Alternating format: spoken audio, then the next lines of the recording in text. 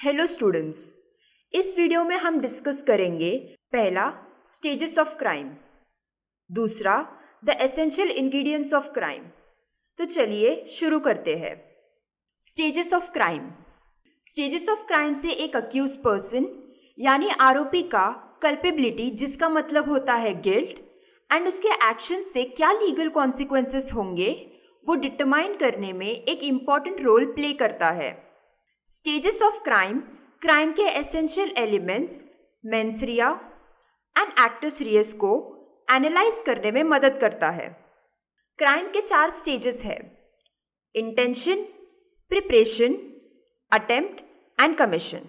हम इसे थोड़ा इलॉबरेट करके पढ़ते हैं। इंटेंशन क्राइम का सबसे पहला स्टेज होता है।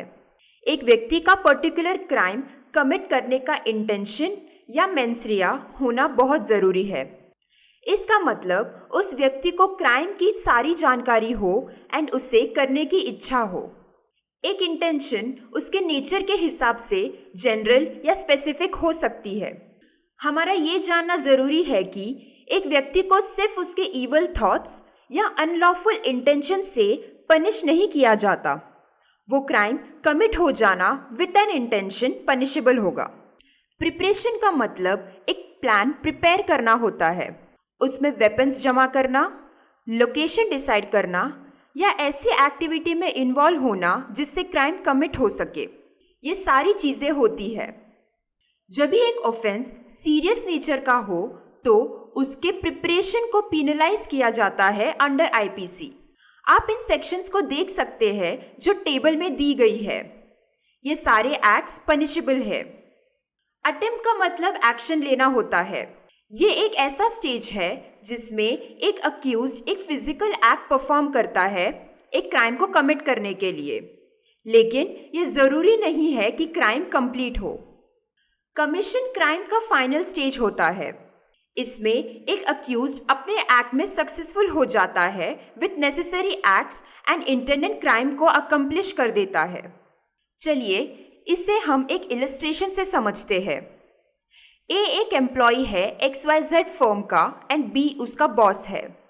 बी ए का रोज बेइज्जती करता है जिसके कारण ए को बी से काफ़ी खुन्नस है। ए सोचता है कि बी का मर्डर करके वो उसे सबक सिखाएगा। ये ए का इंटेंशन है।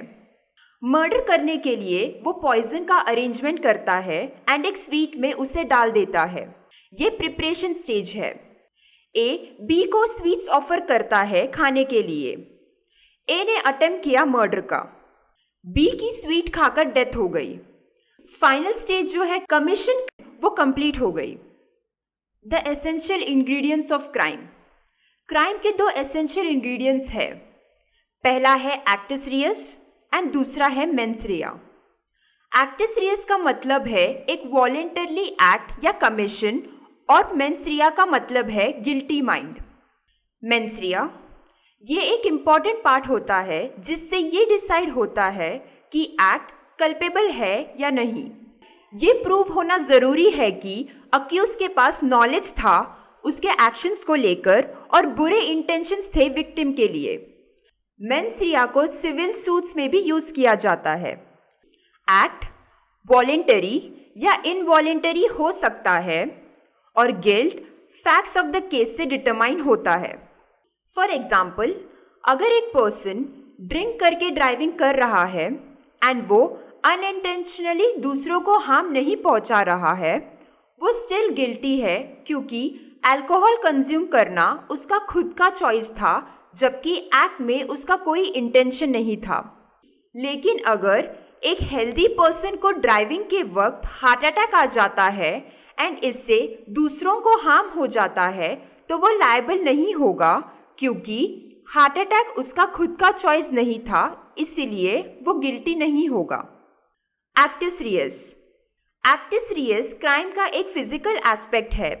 एक अक्यूज का कोई एक्ट करना या कोई एक्ट ओमिट करना ज़रूरी है जिससे विक्टिम को इंजरी हो। एक गिल्टी एक्ट के बिना कोई सूट फाइल नहीं हो सकती डैमेजेस के लिए। एक्ट अकेला क्राइम नहीं बनता, लेकिन दोनों इंटेंशन एंड एक्ट अगर वो लॉ से प्रोहिबिटेड है मिलाकर क्राइम बनता है। इसको एक फॉर्मूला से क्लियर करते हैं, intention plus act is equal to crime. For example, एक नाइफ कैरी करना जब किसी और के घर पे हो एंड एक इंटेंशन होना मर्डर कमिट करने का। आइए कुछ ऐसे क्वेश्चंस देखते हैं जो अक्सर एग्जाम्स में पूछे जाते हैं। First, what are the stages of crime? Second, explain in detail the essential ingredients of crime. Please check the description box for more information about plea. Thank you.